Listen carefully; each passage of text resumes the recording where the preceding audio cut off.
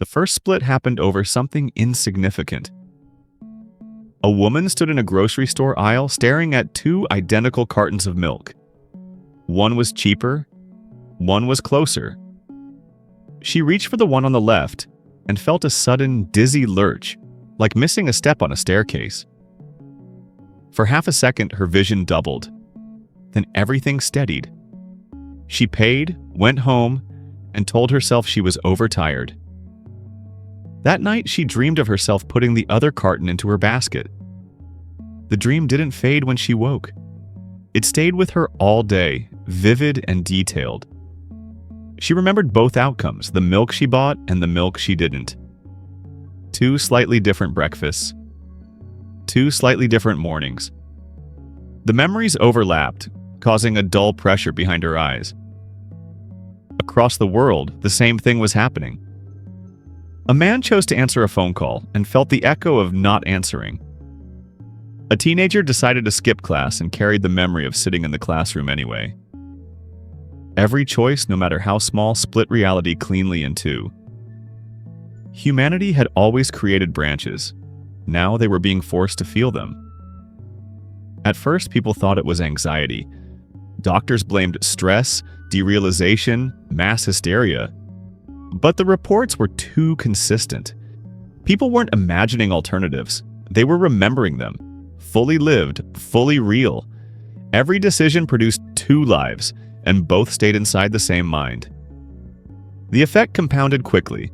Small choices were manageable, coffee or tea, left or right. But larger ones were devastating. Say yes to a job and feel the life where you said no. Leave a relationship and carry the memory of staying. The mind began to fill with parallel histories, stacking on top of one another like transparent sheets. People became afraid to choose. Decision paralysis spread through cities, crosswalks clogged with people frozen between steps. Conversation stalled mid-sentence as speakers felt the weight of words said and unsaid simultaneously. Time itself seemed to slow, not because the world paused, but because everyone was busy living multiple versions of the same moment. Relationships fractured first. Arguments were unbearable when you felt both outcomes.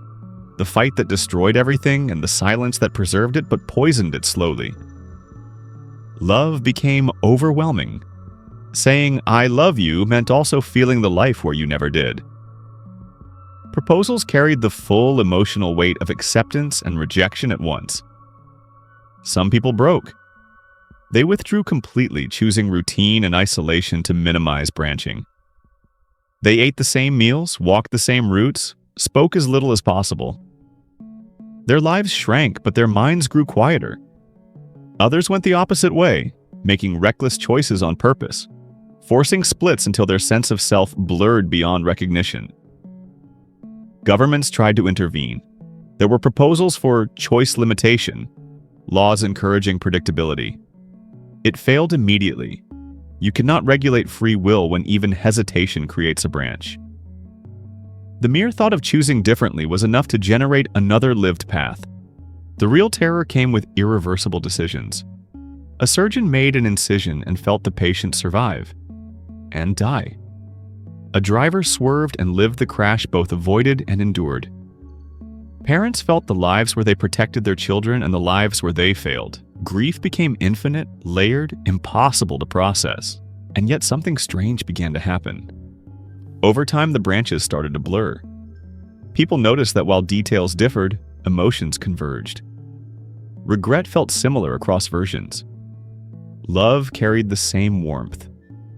Loss hurt the same, regardless of how it arrived. The mind, overloaded, began compressing realities, not erasing them, but distilling them. A woman who had lived 100 versions of the same year realized something unsettling. No matter what she chose, she still became herself. Different jobs, different cities, different faces beside her at night. But the core, the way she cared, the things that scared her, the hopes she carried, remained stubbornly consistent. Humanity began to adapt. People stopped chasing the right choice. They focused on making choices with intention, knowing they would feel the consequences either way. Responsibility deepened. You could no longer hide behind "what if." You would live it. Children adapted fastest. They accepted multiplicity easily, talking about their other lives like siblings who lived far away. They understood instinctively what adults struggled with. That identity wasn't a single path, but a pattern that emerged across many. Years passed, the splitting never stopped. But the pain softened. People learned to carry multiple selves without collapsing. Memory became heavier, but wisdom grew denser too. Humanity stopped pretending that one decision defined everything, because now everyone knew the truth that had always been uncomfortable. You are not the sum of one life. You are the convergence of all the lives you were willing to live. And once you have felt every version of yourself choosing, failing, loving, and surviving, you stop asking whether you made the right decision. You start asking a harder, more meaningful question. Given that you will live all of it anyway, who do you want to be across every possible world?